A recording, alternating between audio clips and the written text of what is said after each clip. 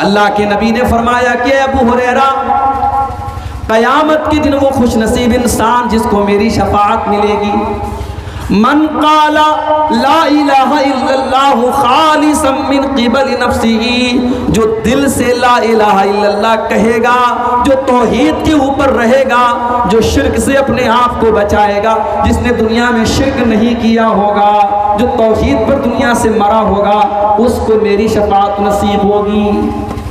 तो नबी का दामन न तो किसी बिदती को मिलेगा, न किसी मुशरिक को मिलेगा, न शिर्क करने वाले को नबी का दामन नसीब होगा, न बिदअत करने वाले को नबी का दामन नसीब होगा।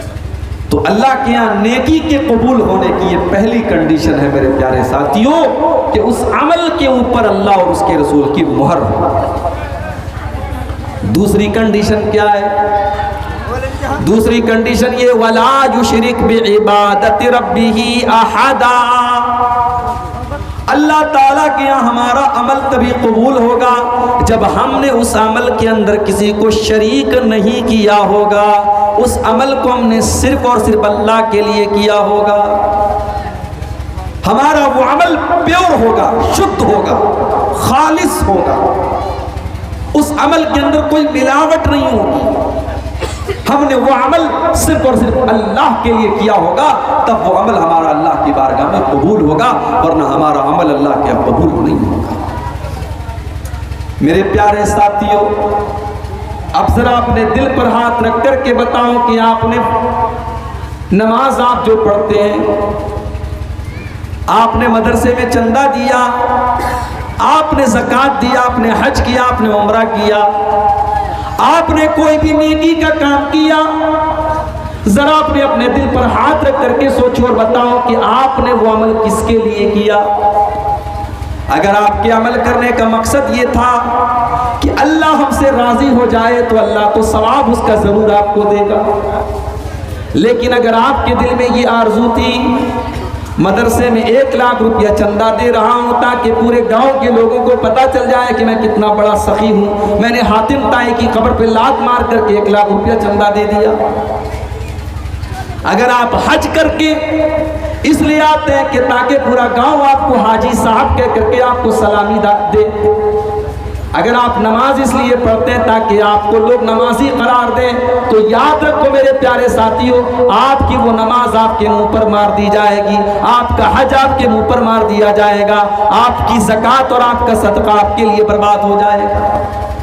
रियाकारी और दिखावा ये हमारी नेकियों के लिए मेरे प्यारे साथियों जहर है, जहर जो हमारी नेकियों को खत्म कर देता है। इसीलिए अल्लाह ने कुरान के 3 पारे में फरमाया, या अय्युहल्लज़ीना आमनू ला तुबतिलू सदकातिकुम बिलमन्नि वल अज़ा। ऐ ईमान वालो, जब तुम अल्लाह की राह में सदका और खैरात दिया करो, जब तुम दान दिया करो, जब तुम चंदा दिया करो, तो उस पर एहसान न जताया करो और किसी को तकलीफ न दिया करो। अगर ऐसा करोगे तो तुम्हारा सदका बर्बाद हो जाएगा। कल्लज़ी युनफ़िक़ु मालहु रियाअन नास। ऐ ईमान वालो, तुम उनकी तरह न हो जाना जो सदका तो करते लेकिन लोगों को दिखाने के लिए करते हैं, जो मुनाफिकों का तरीका है, जो काफिरों का तरीका है। ऐ मुसलमानों, तुम वो तरीका मत अपनाना। रियाकारी और दिखावा ये काफिरों का तरीका है, ये मुनाफिकों का तरीका है। मोमिन नमाज पढ़ता है तो ये सोच करके पढ़ता है कि ये मेरी जिंदगी की आखिरी नमाज है। जब मोमिन नमाज पढ़ता है तो दिल उसका नमाज की तरफ लगा रहता है, दिमाग उसका नमाज की तरफ लगा रहता है। और जब मुनाफिक नमाज पढ़ता है तो कुरान करीम में अल्लाह बयान करता है, वइज़ा क़ामू इलस्सलाति क़ामू कुसाला। जब ये मुनाफिक लोग नमाज पढ़ने के लिए आते हैं, बड़ी सुस्ती के साथ, बड़ी काहिली के साथ आते हैं। युराऊन अन्नास, ये लोगों को दिखाने का काम करते हैं। ये अल्लाह के लिए नमाज नहीं पढ़ते, ये लोगों को दिखाने के लिए नमाज पढ़ते हैं। वला यज़कुरून अल्लाह इल्ला कलीला, और ये बहुत कम अल्लाह को याद करते हैं, ये बहुत थोड़ा सा अल्लाह को याद करते हैं। रियाकारी करना ये काफिरों की निशानी है, मुनाफिकों की निशानी। और अब मैं जो हदीस आपको सुनाने जा रहा हूं, ये वो हदीस है जिसको बयान करने के पहले हजरत अबू हुरैरा रज़ी अल्लाह ताला अन्हु बेहोश हो जाते हैं। हदीस को बयान करने के पहले हजरत अबू हुरैरा बेहोश हो जाते हैं। होश में आते हैं, लोग सवाल करते हैं कि अबू हुरैरा आप हमको अल्लाह के रसूल की कोई हदीस सुनाने जा रहे थे। अबू हुरैरा कहते कि हाँ, मैं तुमको हदीस सुनाने जा रहा हूँ। मैंने अल्लाह के प्यारे नबी को ये फरमाते हुए सुना है। और इतना कहने के बाद अबू हुरैरा दोबारा बेहोश हो जाते हैं। तीन बार बेहोश होते हैं। फिर जब तीसरी मर्तबा होश में आते हैं तो कहते हैं कि वो लोगों, मैंने अल्लाह के नबी से को ये फरमाते हुए सुना है, इन्ना अव्वलन नास युक़ज़ा यौमल क़ियामति सलासतुन, क़यामत के दिन सबसे पहले 3 लोगों का फैसला किया जाएगा। सबसे पहले 3 लोगों का फैसला किया जाएगा। नंबर 1, रजुलुन उस्तुशिद फी सबीलिल्लाह। पहले नंबर पर वो इंसान होगा जो अल्लाह की राह में शहीद हुआ था, जो अल्लाह की राह में जिहाद करते हुए, जंग करते हुए, लड़ाई करते हुए अल्लाह की राह में शहीद हो गया था।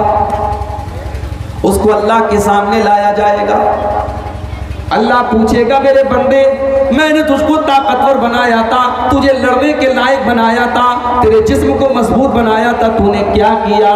बंदा कहेगा, कातलतु फीका हत्ता तुशीतो, आय अल्लाह मैं तेरे रास्ते में लड़ता रहा, मैं क़िताल करता रहा, मैं जंग करता रहा, तेरे दुश्मनों को मारता रहा, हत्ता तुशीतो, यहाँ तक कि मैं शहीद हो गया। अल्लाह फरमाएगा, तू झूठ बोल रहा है, तो इसलिए नहीं लड़ रहा था कि मुझे राजी करने वाला था, अल्लाह को राजी करने वाला था। तू तो इसलिए लड़ रहा था ताकि दुनिया वाले कहें कि तू बहुत बड़ा वीर था, बहुत बहादुर था, तेरी वीरता के, तेरे बहादुरी के, तेरी शुजाअत के चर्चे हो, इसलिए तू लड़ता था और जंग करता था। तो तुझे जो चाहिए था वो तो तुझे मिल गया। और उसके बाद अल्लाह ताला हुक्म देगा और चेहरे के बल घसीट करके उसको जहन्नम में डाल दिया जाएगा। उसके बाद दूसरे आदमी को लाया जाएगा। ये बहुत बड़ा आलिम होगा, ये कुरान का आलिम होगा और कुरान का टीचर होगा। वरजुलुन तअल्लमल इल्मा व अल्लमहु, इसने इल्म दीन को सीखा होगा, सिखाया होगा। अल्लाह पूछेगा, मेरे बंदे, मैंने तुझे दीन का आलिम बनाया, तुझे दीन की समझ अता फरमाई, तूने क्या किया?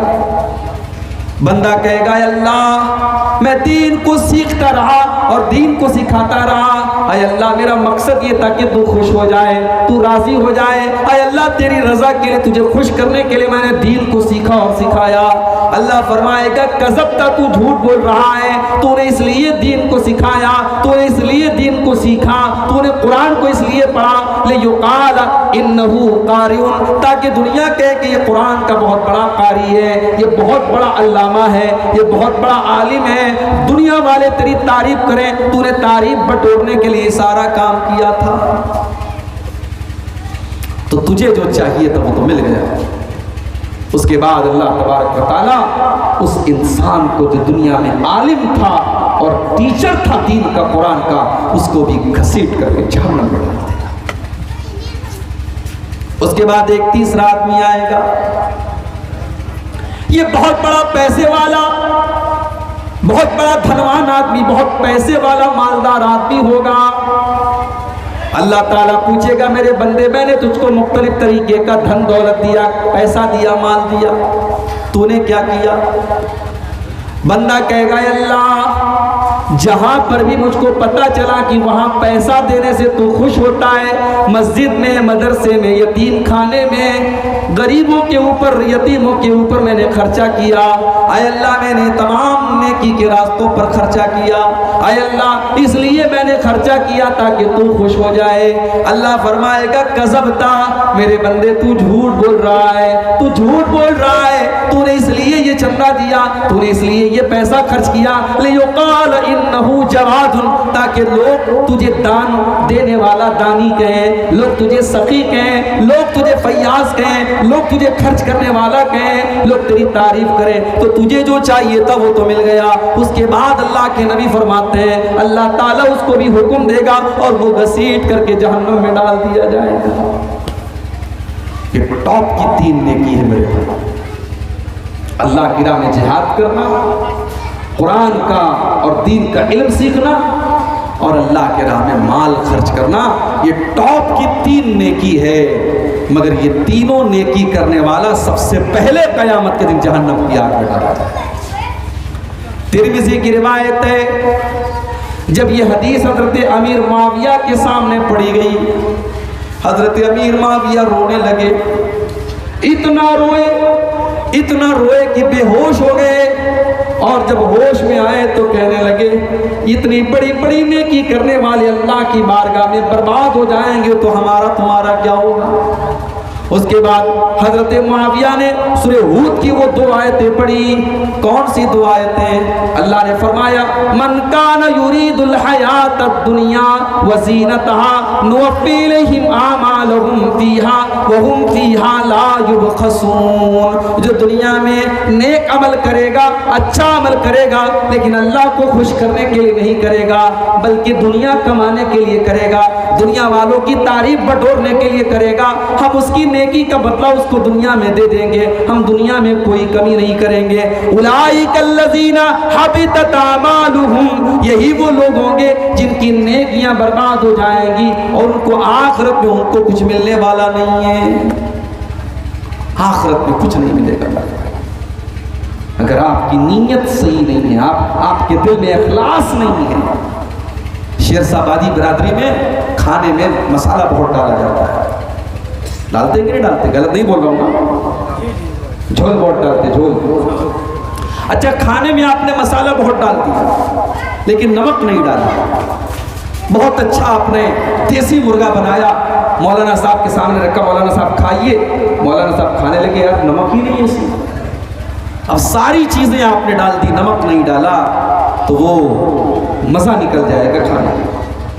इसी तरीके से नेकी के अंदर मेरे प्यारे साथियों, अमल के अंदर इखलास अगर नहीं है, अगर उस अमल के अंदर रियाकारी है, दिखावा है, तो अमल चाहे देखने में जितना ही अच्छा क्यों ना हो, अल्लाह की बारगाह में वो अमल बेकार है, क्योंकि उसके अंदर इखलास का नमक नहीं है। जब तक इखलास नहीं होगा, हम अल्लाह के लिए वो नेक अमल नहीं करेंगे, तब तक हमारे अमल के अल्लाह में कोई है। इसीलिए बुखारी शरीफ की पहली हदीस है, जाओ मेरे नौजवान साथियों, बुखारी की पहली हदीस आपको सुनाने जा रहा हूं। बुखारी की पहली हदीस जरूर याद कर लेना, कोई पूछे तो बता देना कि बुखारी शरीफ की पहली हदीस है। हजरत उमर फारूक रज़ी अल्लाह ताला अन्हु हदीस के रावी हैं। अल्लाह के प्यारे नबी फरमाते हैं सल्लल्लाहु अलैहि वसल्लम, इन्नमल आमालु बिन्नियात व इन्नमा लिकुल्लि इम्रिइन मा नवा। तमाम के तमाम आमाल का दारो मदार नीयत पर है और इंसान को उतना ही सवाब मिलेगा जितनी उसने नीयत की होगी। फमन कानत हिजरतुहु इला दुनिया युसीबुहा अब इमरातियन के हुआ, अगर कोई हिजरत करता है, अपना वतन छोड़ के जाता है, बिहार छोड़ के मुंबई जाता है, बिहार छोड़ के बेंगलोर जाता है, अपना वतन छोड़ करके परदेश जाता है दुनिया कमाने के लिए या किसी औरत से निकाह करने के लिए, तो उसको जो चाहिए वो मिल जाएगा। वमन कानत हिजरतुहु इलल्लाहि व रसूलिही फहिजरतुहु इलल्लाहि व रसूलिही, और जो अल्लाह के लिए अपना वतन छोड़ता है, जो रसूल के लिए अपना वतन छोड़ता है, जो अल्लाह और उसके रसूल के लिए हिजरत करता है, उसको हिजरत का सवाब मिलेगा। वतन दोनों छोड़ रहे हैं। एक इंसान बेचारा बर्मा में रहता था, वहां दीन पर अमल करने में परेशानी आ रही थी, बेचारा अपना वतन छोड़ करके हिंदुस्तान आता है, किसी और मुल्क में जाता है, उसका मकसद है अपने दीन को बचाना, अपने ईमान को बचाना। उसने भी वतन छोड़ा है, लेकिन मकसद है अल्लाह के लिए और उसके दीन के लिए उसने वतन छोड़ा है। और एक और इंसान है जो अपना वतन छोड़ करके कहीं और जाता है पैसा कमाने के लिए, किसी औरत से निकाह करने के लिए, वतन वो भी छोड़ रहा है। अमल सेम है, फर्क दोनों में क्या है?